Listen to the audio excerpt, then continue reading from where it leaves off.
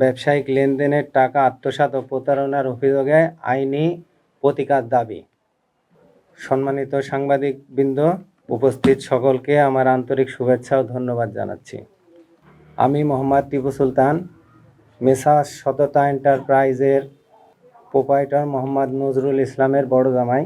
আমি এই ব্যবসার সঙ্গে মূলত 5 বছর থেকে সম্পৃক্ত আছি। মোহাম্মদ নজরুল উনার পক্ষ থেকে আমি এই লিখিত বক্তব্য প্রদান করছি। মোহাম্মদ নজরুল ইসলাম রাজশাহী পুঠিয়া উপজেলার জামিরা গ্রামের বাসিন্দা। দীর্ঘদিন ধরে তিনি পশুখাদ্যের ব্যবসার সঙ্গে জড়িত। আজ আমি আমার সঙ্গে ঘটে যাওয়া একটা প্রতারণা ঘটনা আপনাদের সামনে তুলে ধরতেই সংবাদ সম্মেলন আয়োজন করেছি।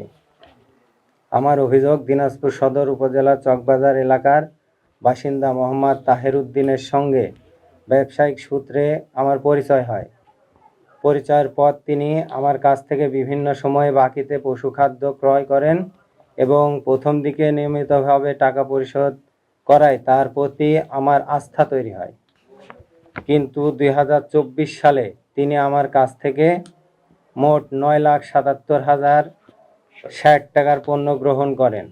পরবর্তীতে আমি পাওনা টাকা চাইলে তিনি বারবার আজ কাল করে সময় ক্ষেপণ করতে থাকেন।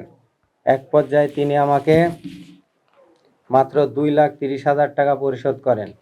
এরপর আমার কাছে 7,47,060 টাকা আমি ওনার কাছে পাওনা হই। আমার দাবি, বারবার যোগাযোগ করা হলেও তিনি বাকি টাকা পরিশোধ করেননি। সর্বশেষ গত 18 সেপ্টেম্বর 2025 তারিখে 11:45 ঘটিকার সময় মোবাইল ফোনে যোগাযোগ করেন। তিনি স্পষ্টভাবে জানান যে তিনি আমার কাছ থেকে পণ্য নেবেন না এবং বাকি টাকা পরিশোধ করবেন না। এতে আমি বুঝতে পারি পরিকল্পিতভাবে আমার সঙ্গে প্রতারণা করা হয়েছে। এই ঘটনায় আমি পুঠিয়া থানায় একটি লিখিত অভিযোগ দায়ের করেছি এবং আইন শৃঙ্খলা বাহিনীর কাছে সুষ্ঠু তদন্তের মাধ্যমে প্রয়োজনীয় আইনগত ব্যবস্থা গ্রহণের আবেদন জানিয়েছি। আমি সংবাদ মাধ্যমে প্রশাসনের দৃষ্টি আকর্ষণ করছি যাতে বিষয়টি নিরপেক্ষভাবে তদন্ত করে আমার ন্যায্য পাওনা আদায়ে সহায়তা করা হয় এবং ভবিষ্যতে অন্য কোনো ব্যবসায়ী যেন এ ধরনের প্রতারণার শিকার না হয় সে বিষয়ে কার্যকর পদক্ষেপ নেওয়া হয়। পরিশেষে উপস্থিত সকল সাংবাদিক ভাইদের ধন্যবাদ জানাচ্ছি। আপনারা আমার বক্তব্য জনগণের সামনে তুলে ধরুন বলে আশা করছি।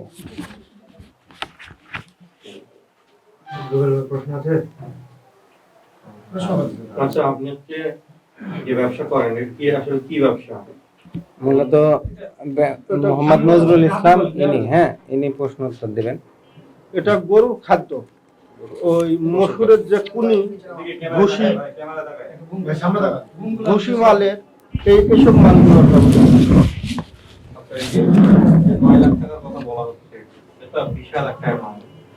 আসলে আপনি কি হিসাবে তার সাথে পূর্ব পরিচিত ছিল আপনার, না ব্যবসা করতে করতে পরিচিত? ব্যবসা করতে করতে পরিচিত। আপনি তাকে 9 লাখ টাকার মাল বাকিতে দিলেন? এটা ব্যবসা করতে করতে পরিচিত হয়েছে। ও মাল দিয়ে টাকা দেয়, দিতে দিতে লাস্ট বেলায় যে টাকা দিচ্ছে না। এই কতদিন যাবত তার সাথে ব্যবসায়িক সম্পর্ক? 23 সাল থেকে 24 সাল পর্যন্ত ব্যবসা ভালো করেছে। 24 সালের শেষের দিকে আমাকে আর কোনো টাকা পয়সা দেয় না।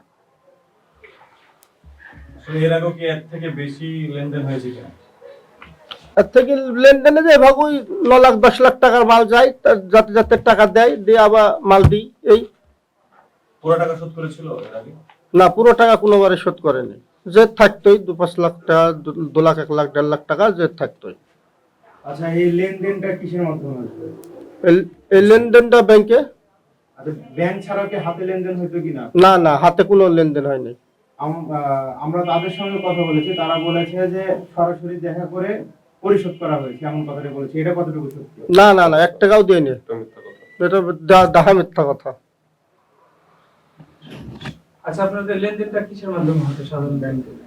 জনতা ব্যাংকে। আপনারা যে বলছেন তার কাছে 9 লাখ টাকা পান, এর কোনো প্রমাণ আপনাদের কাছে আছে? হ্যাঁ, এই যে আমাদের এই যে মালের চালান, খতিয়ানি, আমাদের হিসাব এগুলো আছে।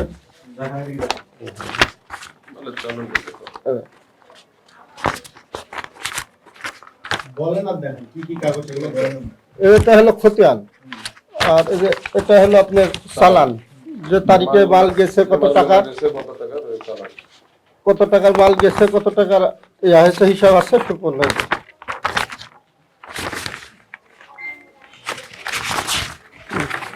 আর যে 2 লাখ টাকা আপনাকে দিয়েছে বললেন, সেই 2 লাখ টাকা কোনো ডকুমেন্ট? এখানে আছে, ডকুমেন্টস যে জনতা ব্যাংকের মাধ্যমে আসছে। এই যে ব্যাংকের মাধ্যমে দিয়েছে। এখন আর কত টাকা পাবে? এখন 7,47,060 টাকা। ওকে। তার পক্ষ থেকে কোনো ইয়ে আসছে কিনা যে সে দিবে কি দিবে না, কথা বলেছে কিনা?